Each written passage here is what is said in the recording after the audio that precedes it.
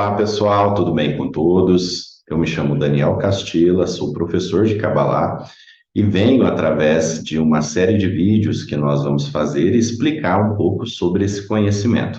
Mas antes de fazer essa apresentação do conhecimento, eu vou me apresentar para vocês sobre essa linha de estudo que é a Kabbalah, tá?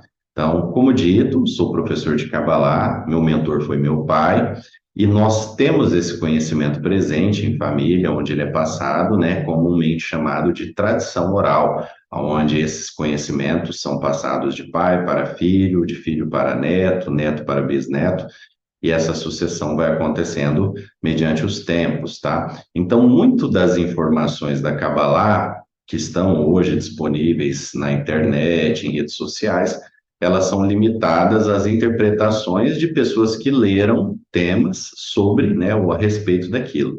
Já na tradição oral, nós trazemos segredos e formas de entender o conhecimento que são ali veladas, né, trazidas ali de família, repassadas, e esse é o conhecimento ao qual nós chamamos de tradição oral. E claro que além da tradição oral, que nós temos a forma que é de boca a boca, do pai para o filho, do filho para neto, neto para bisneto, também temos a forma simbólica de dizer que é da boca de Deus através da boca do homem, porque esse estudo também não deixa de ser um conhecimento profético e mediúnico, tá? Então, para a gente entender um pouco melhor isso, eu vou iniciar a passagem dos slides para que vocês possam, então, conhecer e estar ali aprendendo mais sobre esse estudo, tá bom?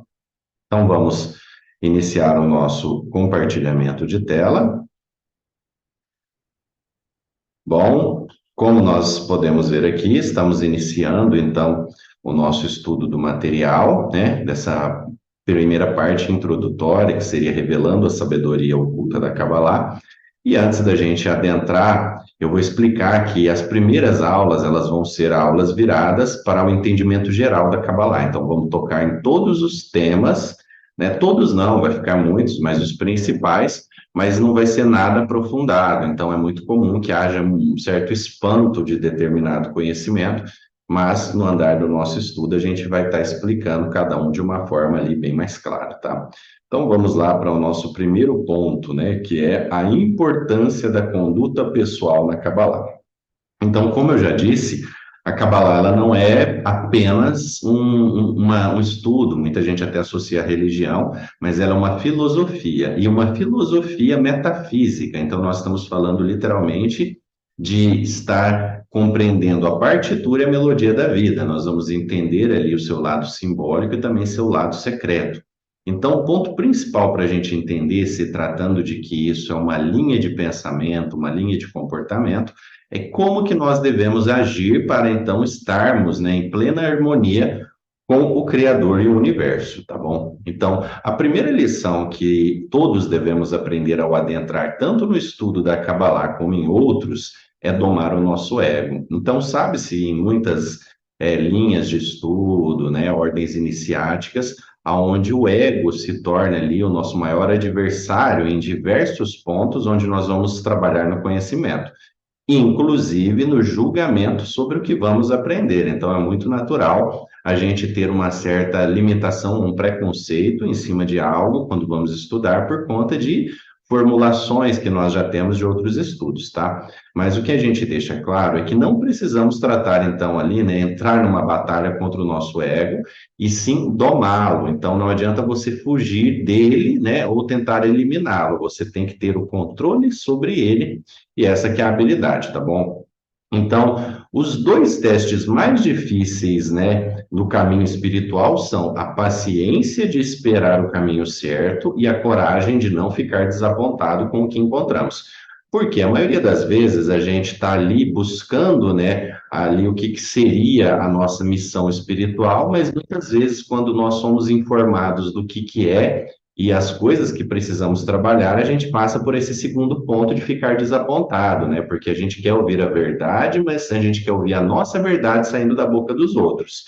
E dentro da Kabbalah, a gente trabalha esse preceito de entender que as oportunidades, críticas e tudo que nos é apresentado é uma oportunidade de melhora, tá bom?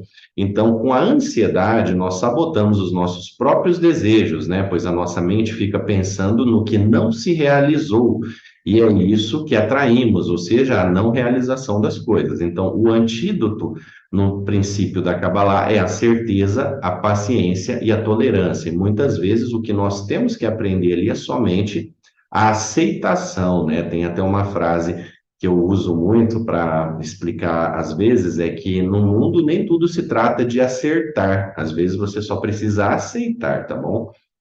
Então, o estudo da Kabbalah, ele é um estudo da anatomia da alma. Através dele, nós podemos compreender muitas perguntas internas e dúvidas, né? Como de onde nós viemos, para onde vamos, por que que nós estamos aqui, por que que existe tanto sofrimento nesse mundo físico e qual que é o objetivo da alma do homem, né? O motivo dele estar aqui. Então, respostas como estas, né? Elas são estudadas e trabalhadas na nossa busca dentro da espiritualidade e, claramente, dentro do estudo da Kabbalah, tá?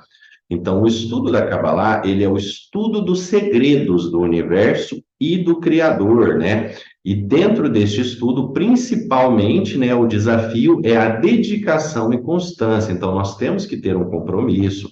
Ele não pode ser meramente um estudo de cabeceira de cama. Você não pode usar isso como um hobby ou um passatempo. Ele é uma dedicação e uma disciplina que você vai aplicar dentro da sua alma. Então, eu deixo para vocês aí esclarecido nesse ponto de princípio, né, para a gente entender que a Kabbalah não pode ser levada apenas como um passatempo, e sim como uma meta de vida. É uma escolha que você faz desse estudo e você vai trabalhar sempre nela e, principalmente, não acredite em nada do que te falem. Coloque em prática, então, seja comportamentos, seja lições, tá? Mas para a gente passar aí para a próxima etapa, vamos entender o que nós chamamos de o grande mal entendido. O que que seria esse grande mal entendido, tá? Se você já ouviu dizer que Kabbalah é uma religião, por favor, corrija esse mal entendido. Kabbalah é um sistema orientado por resultados que explica as leis do universo e ensina como podemos trabalhar da melhor forma possível com este sistema. Então, você não está propriamente ligado a uma religião, ou seja, não tem um dogma, uma apreensão. Você pode ser de qualquer religião e estudar esse conhecimento. A Kabbalah ela é infinitamente prática, é uma tecnologia baseada em experiências milenares para nos fornecer ferramentas necessárias e acionar ali a energia que queremos e precisamos diretamente da fonte. Então, através dela, nós pulamos os dogmas e nos conectamos direto com o Criador e com Deus, tá bom? De certa forma, é como você ir até um site e fazer um download de uma música, né? Baixar ela para você, né? Gravar ela no seu CD. Então, a Kabbalah nos mostra como nós fazemos esse download, que é literalmente baixamos do universo da criação, né? Que seria um mundo que chamamos de 99%, que é a sede de toda a felicidade, onde existe a amizade, o amor verdadeiro, onde está todo o sustento, né, a prosperidade e satisfação. Então, nós aprendemos a colher do mundo espiritual as coisas da forma correta, né? E o ponto principal que a gente fala é uma forma de se conectar com Deus, com o Criador, né? O homem perdeu no passar dos anos e dos milênios a sua habilidade de falar com Deus. Era muito comum a gente ver profetas que falavam com Deus, que caminhavam com Deus, que serviam a Deus. E depois de um determinado tempo, a gente percebe que houve um rompimento dessa relação. E por que essa relação foi perdida? Porque o homem perdeu a sua capacidade de buscar a Deus, de falar com Deus. É o próprio conceito do seu nome, né? Nós comumente falamos Deus, mas isso não é o nome de Deus, é um título. Então é como você falar para uma pessoa, chamá-la pelo seu cargo. Você não está literalmente conversando ou chamando ela, você está chamando o cargo, certo?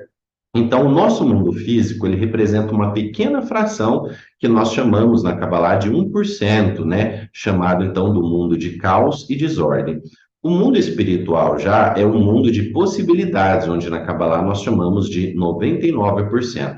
Desta forma, podemos entender como os mundos de causa e efeito, né, onde o mundo da causa é o espiritual e o mundo dos efeitos é o físico, né? Aqui na própria imagem a gente coloca um iceberg, porque seria uma forma dessa representação. Tudo aquilo que nós vemos na superfície do mundo físico é uma pequena fração de uma grande parte que está oculta, então, a visão do homem, tá bom? Então, a sabedoria da Cabala, ela está presente em todos os seres adâmicos, e ela só precisa ser trabalhada para que o homem volte ao seu nível de luz, de onde ele foi rebaixado no nível da queda. E através, então, deste estudo, nós, então, passamos a conhecer a Kabbalah, né? E não propriamente nós a revelamos, ou seja, através dela, nós passamos a entender o universo. Então, elas são conjuntos de ferramentas que vão nos proporcionar compreender ali realidades e pontos de vistas, né, que antes eram perceptíveis e se tornaram ali invisíveis aos olhos do homem físico, tá bom? Segundo a tradição, a sabedoria da Kabbalah foi transmitida de Adão, né, para Adão pelo arcanjo Raziel, né, que é o ser que representa essa sabedoria. O arcanjo Raziel é o mesmo anjo que guia Adão até a sua saída do paraíso. Ele é conhecido como o anjo da sabedoria e ele pertence à classe angelical dos Ofanins, tá bom? Essa sabedoria, então, ela foi passada para um homem, né, com o intuito de que o homem pudesse terminar o seu desenvolvimento espiritual no mundo físico, onde retomaria ali, então, né, ao seu estado de semente.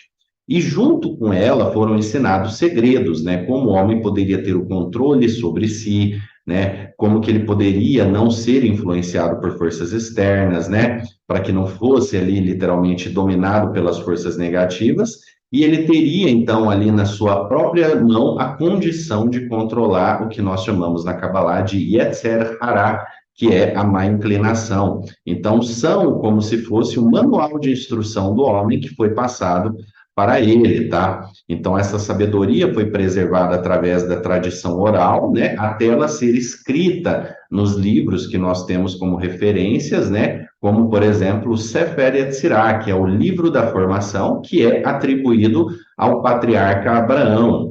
Antes dessa obra, nós temos também algumas outras, né, como, por exemplo, o livro de Raziel e o Sefer Harazim, que é o livro dos segredos. Então, temos já o estudo da Kabbalah desde o princípio da humanidade, tá? Então, em uma época que não havia ainda nenhuma das três grandes religiões monoteístas, surge Abraão e dá origem, através de Isaac e Ismael, a duas das religiões monoteístas, né, que nós chamamos, que é o judaísmo e o islamismo. E posteriormente surge o cristianismo, que a gente sabe que ele é um judaísmo aprimorado, porque todas as bases do cristianismo, elas são ali fundamentadas na mesma linha do judaísmo, tá bom? E também há um estudo no judaísmo místico, né, de que os Vedas, os indianos, descenderam também dos filhos de Abraão com a concubina Keturá, que é uma das mulheres dele após a morte de Sara. Então, houve ali também parte de heranças, onde a gente tem retratos no Gênesis, que fala que Abraão teria dado presentes a alguns dos seus filhos e teria enviado eles para o Oriente. Então, nós percebemos que há ali também uma relação onde relata Abraão passando esses conhecimentos para os hindus. Então, os filhos que Abraão teve com esta mulher imigraram para a Índia e deu origem à religião dos Vedas, levando livros de magia de Abraão, né, que são livros poderosos que deram origem a um conhecimento místico profundo dentro da cultura indiana. Então, por exemplo, a gente vê isso como base no próprio estudo dos chakras, que são similares ao estudo que nós vamos fazer dentro da Kabbalah da árvore da vida, tá bom? Então, esses estudos, como foram passados, como a gente vê, foram passados, né, não só para os indianos, mas para diversas culturas, e Abraão acaba sendo um grande líder que traz esse conhecimento para todas as religiões, através do judaísmo, através do islamismo, através do cristianismo e através do hinduísmo. Há também muitas ligações que apontam isso, inclusive o próprio nome do deus Brahma, né, que é o deus mais antigo e poderoso da Índia, que tem semelhança com o nome Abraão, né, Brahma, Abraão. E a própria deusa, que é Saravasti, mulher de Brahma, também com o mesmo nome de Sara, mulher de Abraão. Então a gente percebe ali uma correlação entre essas duas bases, tá bom? Há um outro também mal entendido de que a Kabbalah seja uma sabedoria que pertence a apenas um povo ou cultura. Então é muito comum as pessoas associarem a Kabbalah com o judaísmo, e ela antecede também o judaísmo. Então eu deixo aí para vocês essa questão para a gente entender, né, como a gente vai ver no estudo, que a Kabbalah não pertence a uma própria religião, e sim ela antecede todas as religiões.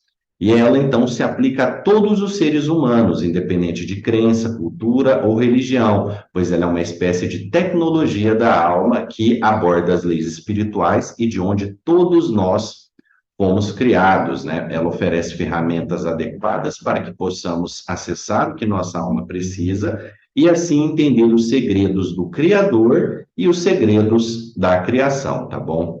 E o terceiro e último mal entendido é considerar as letras hebraicas, que são uma das ferramentas principais no estudo da Kabbalah, como um alfabeto usado pelo povo judeu, tá? Elas são símbolos que derivam de uma linguagem universal e sagrada, e são as letras que representam cada uma delas uma inteligência cósmica. São os próprios tijolos da criação com os quais foi criado o universo. Por isso que a gente vê muitas religiões quando fala da palavra de Deus. E essas letras são a palavra viva de Deus, só que ela não pode ficar apenas no seu sentido figurado. A gente precisa entender por que são forças criadoras, tá bom? Então, não acredite cegamente em nada, é para que a gente passe a experimentar. O ideal é que experimentemos aplicar, então, em nossas vidas o que aprendemos, e só então a gente vai ter um conhecimento do que a Kabbalah pode fazer por nós, tá bom? Então, essa foi a nossa primeira aula. Na nossa próxima aula, a gente vai trazer já um pouco do estudo do que é e o que significa esse nome, tá bom? Então, espero que vocês tenham gostado da nossa primeira aula. E se vocês tiverem dúvidas, fiquem à vontade em mandar para a gente as perguntas que a gente traz o esclarecimento, tá? Desejo a todos vocês uma ótima semana. Shavuot Tov, que é ótima semana.